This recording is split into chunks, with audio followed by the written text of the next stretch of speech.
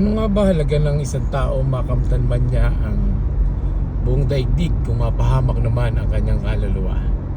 Yan ang isang mensahe na ibinigay ng ating Panginoong Hesus.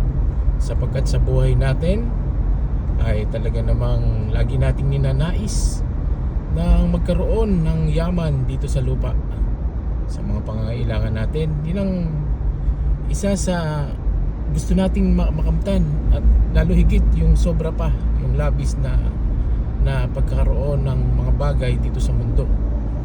So napakahalaga naman talaga na sa ating mga pangangailangan dito sa mundo, dito sa daigdig, napaka-importante na ginagawa natin ng paraan na magkaroon tayo ng mga bagay na ito upang maging maayos, maging maunlad ang ating buhay. Pero ano nga ba ang kahalagahan nito?